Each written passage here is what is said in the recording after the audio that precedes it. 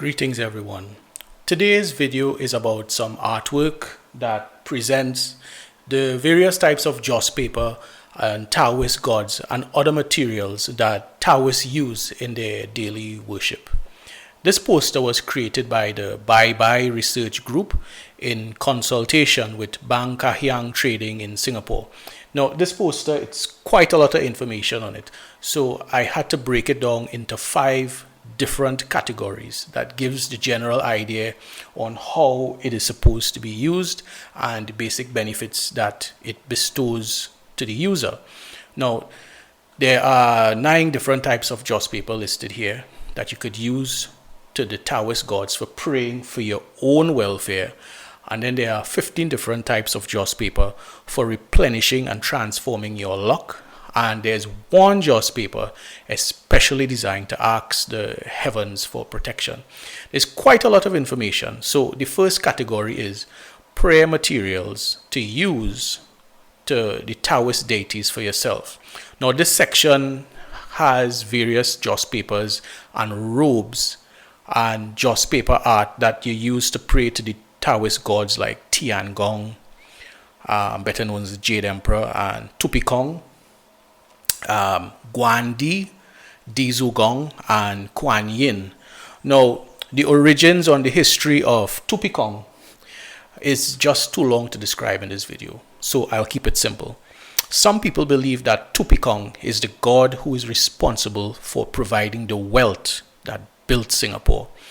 And it is said that he has an inexhaustible supply of gold bars in his hands. And if you look closely at these Taoist gods, the way that they hold the gold in their hand, their posture indicates that they are offering this wealth to you, the seeker. So the mantra for connecting with Tupikong is Namo Samandu Motonam Om Dulo Dulo Diwe Soha. And reciting this brings very quick results. And if you are sincere and worthy, he will allow you to tap into the unlimited wealth that he has, and your life will change. Next is Guandi or Guan Yu. Now, he is one of the Taoist gods of wealth, and when he was alive, he served as a general in the army. He was well respected for his integrity, his honesty, and his righteousness. He was captured in battle and refused to surrender. So the enemies, they beheaded him, and they sent his severed head back to his fellow soldiers so they could perform proper funeral rites on him.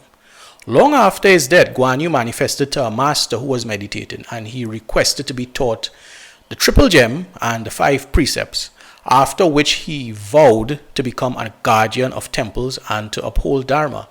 He is also known as the god of war, and he helps people who does any type of trade, and he guides you on how to build your wealth. Now, there's quite a lot of details about his story that I omitted, but that is the cut and dry version. Next is Dizugong. A lot of people think Dizugong and Tupikong are the same.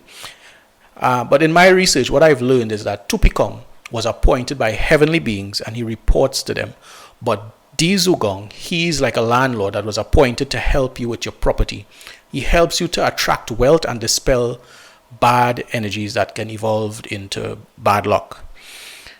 So next is Kuan Yin, and she is known as the helper of Buddha. She was born in a palace, and she is known, well, at that time she was known as Mioshan.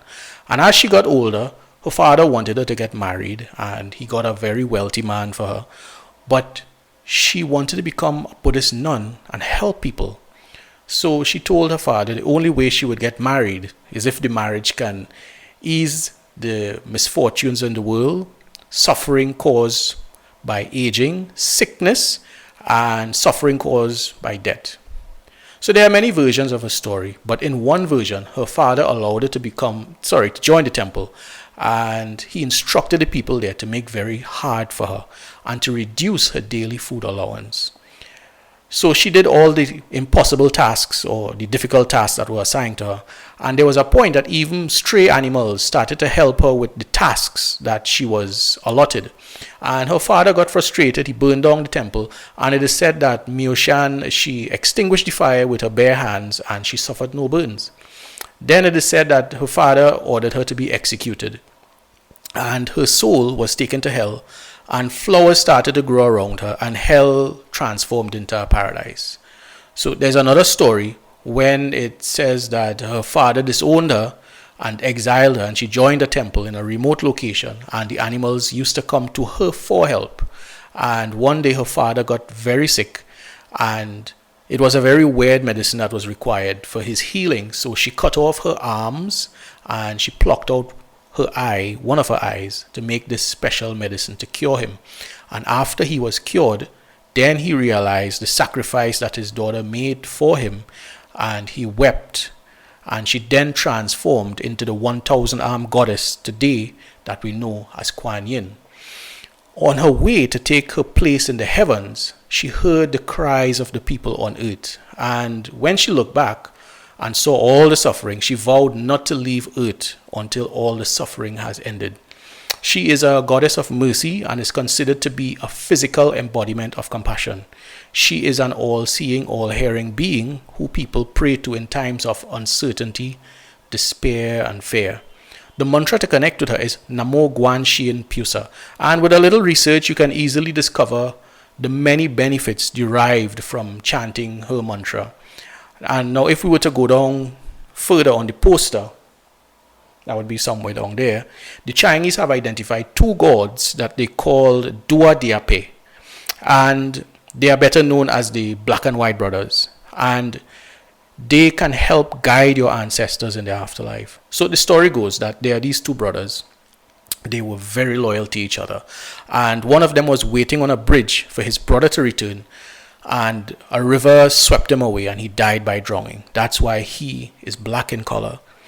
And when the other brother discovered that, his brother died, he committed suicide and he hung himself so that he could be with his brother wherever he was in the afterlife. And this is why he is depicted with his tongue hanging out of his mouth. When their case was presented to the Jade Emperor, he admired their loyalty and mandated them to maintain law and order in the heavens, earth, and hell. They have the authority to capture all demons and wandering spirits. They are like the spiritual police in the underworld. No one can stop them. They also can help guide the living, so when you die, you do not end up in these hell realms. So one brother who is dressed in white, on his hat are written these three characters, which mean he's a bringer of good fortune. And the other brother, dressed in black, on his hat are also written some characters, which mean peace on earth. So the story of Dua Diape, it mirrors how many of the Taoist gods become the gods that people worship up to this very day. And when they were alive, their life was full of challenges and struggles, and based on their qualities and merit after death, they climbed the spiritual ladder and evolved into greater beings that are given the power to help all of mankind. Spiritual evolution does not belong to one religion. And for many years, I've searched for a mantra that could be used for Dua Diape. And most of the Taoists tell me there is no mantra to invoke them. Just pray sincerely, and if possible, use the joss paper that was designed to honor them with. So again, don't just buy joss paper and engage in a practice that you do not fully understand. Please do your own research and see what you feel comfortable in using. The link for this poster and the contact for Banca Hyang Trading is on my website, armyofancestors.com, and it's also listed in the description for this video. So until next time, Gong Shi Fa Shai.